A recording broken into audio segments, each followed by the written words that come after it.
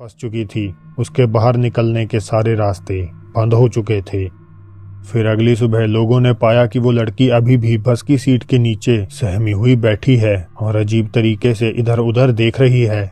जिसके बाद उसे एक साइकियाट्रिक के पास भेजा गया, मगर अपने साथ उस रात हुए इंसिडेंट को बताने के लिए वो कभी ठीक नहीं हो पाई। लोग बताते हैं कि कुंटिला नाक शार्प ऑब्जेक्ट्स जैसे नाखून, चाकू या कैंची से डरती है और इनमें से किसी को भी अगर उसकी गर्दन के पीछे बने छेद में धंसा दिया जाए तो वो मर जाएगी।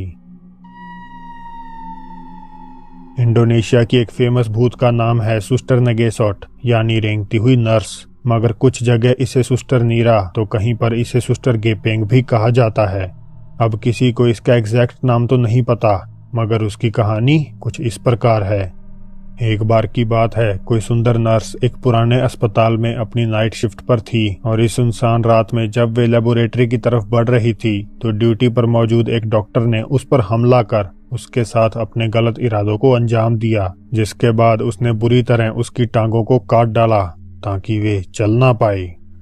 लड़की ने किसी तरह रेंग रेंग कर अस्पताल से बाहर निकलने की कोशिश की, मगर तब तक बहुत सारा खून बहने की वजह से उसकी मौत हो चुकी थी और तभी से उसकी आत्मा उस हॉस्पिटल में भटक रही है। बहुत से लोग मानते हैं कि वो अस्पताल जकार्ता का डॉक्टर सिप्तो मनगुनकुसुमु पब्लिक हॉस्पिटल ही था, क्योंकि कथित तौर पर सुस्टर आखिरी बार वही दिखाई दी थी। मगर कुछ दावा करते हैं कि वो एक डच लड़की थी जिसे 1929 में एक नर्सिंग होम में तड़पा तड़पा कर मौत के घाट उतार दिया गया था। हालांकि कोई एग्जैक्ट ओरिजिन और क्लैरिटी ना होने के बावजूद भी ये अर्बन लेजेंड पूर्वी इंडोनेशिया में काफी मशहूर है और इस पर एक फिल्म भी बन चुकी है। मलेशिया और इंडोनेशिया में पेनानेगल और थाईलैंड में करासू नाम से बदनाम ये भूत हर किसी को अपना शिकार बना सकती है, मगर ज्यादातर हमले ये नवजात बच्चों और प्रेग्नेंट औरतों पर ही करती है। दिन के समय तो पेनानेगल एक आम औरत जैसी दिखाई देती है, मगर रात गहराते ही उसका सिर धड़ से अलग हो जाता है।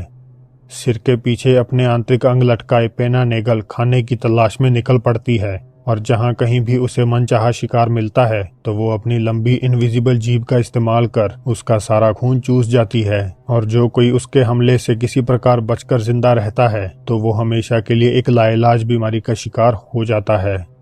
कहा यह भी जाता है कि पेनानेगल को सुबह होने से पहले पहले ही अपने सिर को बाकी शरीर से जोड़ना पड़ता है, वरना उसकी मौत होनी तय है। इस भूतिया क्रीचर से बचने के कई तरीके भी बताए गए हैं, जैसे घर के खिड़की दरवाजों पर तीखे ऑब्जेक्ट्स लगाना ताकि जब भी ये घर के अंदर घुसे तो उसके लटकते हुए अंग उनसे कट जाएं। वहीं अगर किसी को पेनानेगल का खाली धड़ मिल जाए तो उसे उसमें कांच के टुकड़े डाल देने चाहिए ताकि अंगों को शरीर में वापस डालते ही वे सब बुरी तरह से जख्मी हो जाएं। इस अगली कहानी के बहुत से डिफरेंट वर्जन्स हैं, मगर उन सब में जो कॉमन है वो है एक जेनेट नाम की जवान लड़की का भूत जो मलेशिया के कुचिंग शहर को हॉन्ट करती है। इन्हीं वर्जन्स में से एक के मुताबिक जेनेट एक पब्लिक हॉस्पिटल में काम करने वाली जवान चाइनीज नर्स थी जो एक दिन अचानक से गायब हो गई। उस समय कुचिंग में किडनैपिंग की वारदातें चरम पर थीं, जिनका ताल्लुक शहर में बन रहे साटोक ब्रिज से जुड़ा हुआ था। लोगों का मानना था कि अगर किसी वजह से कंस्ट्रक्शन में कोई बाधा आ जाए तो इसका मतलब है स्थानीय प्रेत आत्माएं किसी कारण से नाराज हैं और उन्हें खुश करने के लिए इंसानों की बलि देना आवश्यक है। और यही धारणा को जेनेट के लापता होने से जोड़ा गया, जो अंत में सच भी साबित हुई। जेनेट का बिना सिर का शरीर कुछ दिन बाद पुलिस को प्राप्त हुआ, जिसके बाद उसके दुखी माता पिता ने उसे लाल कपड़ों में दफनाकर आखिरी विदाई दी। चाइनीज लोगों का मानना है कि अगर औरत की मौत लाल कपड़ों में हो जाए तो उसकी आत्मा बदला लेने के लिए वापस लौट आती है, और शायद जेनेट के माता पिता भी यही चाहते थे। जल्द ही कुचिंग के बाहरी गांव में रहने वाले लोगों ने लाल कपड़ों वाली एक लड़की के देखे जाने की बातें बताईं, जो आदमियों को अपनी तरफ अट्रैक्ट करती है। वहीं बाइक सवारों ने बताया कि एक लड़की उनसे लिफ्ट मांगती है और जब वे उसे उसकी मंजिल पर छोड़ते हैं तो वो गायब हो जाती है। कहानियां तो ये भी हैं कि जेनेट कभी कभार फेरी राइड यानी नौका सवारी करती है और पैसे देने के बाद वहां से गायब हो जाती है। उसके गायब होते ही दिए पैसे भी पत्तों में बदल जाते हैं और आज तक कोई भी फेरी रात 10 बजे के बाद ऑपरेट नहीं करती। लोगों का ऐसा भी मानना है कि जेनेट का नाम लेने भर से ही वे उनके घर में आ सकती है। मलई दंत कथाओं में एक ऐसे जीव का जिक्र है जिसे इंडोनेशिया में पोकोंग और मलेशिया में हंटू बंकुस के नाम से जाना जाता है। अकॉर्डिंग टू द लेजेंड, पोकोंग एक मरे हुए व्यक्ति की आत्मा है जो कफन में लिपटी रहती है। उसका सड़ता हुआ चेहरा हरे रंग का दिखाई देता है और आंखों की जगह वहां गहरे खाली गड्ढे होते हैं। कहा जाता है कि ये भूतिया क्रीचर आमतौर पर ग्रामीण इलाकों में देर रात के समय ही दिखाई देता है और पैर बंधे होने के कारण ये उछल उछल कर चलता है। मलई मुस्लिम कम्युनिटीज का मानना है कि एक व्यक्ति की आत्मा मरने के बाद 40 दिन तक धरती पर रहती है और 40 दिन के बाद लाश से कफन हटाना जरूरी है ताकि आत्मा शरीर से बाहर निकल पाए।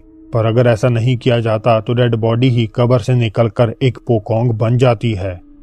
अब अगर आपका सामना पोकोंग से होता है तो वो आपको नुकसान तो नहीं पहुंचाएगा, मगर आपका पीछा जरूर करता रहेगा और गलती से भी अगर आपने उसका रास्ता रोका तो आपको इसका खामियाजा भुगतना पड़ सकता है। वहीं अगर आप उसे गले लगाते हैं और सिर से उसका कपड़ा खोल देते हैं तो आप बेहद ही अमीर हो जाएंगे और पोकोंग की आत्मा को भी मुक्ति मिल जाएगी। ऑनलाइन ऐसी काफी वीडियोस मौजूद हैं जिनमें पोकोंग को देखे जाने के दावे किए जा चुके हैं और इन्हीं में से एक है टिकटॉक पर अपलोड ये video. Dede, ada pocong. Pocong itu belakangmu. Belakangmu. Hi lo. Hi. Pocong. Nih, ada tuyul. Hai tuyul.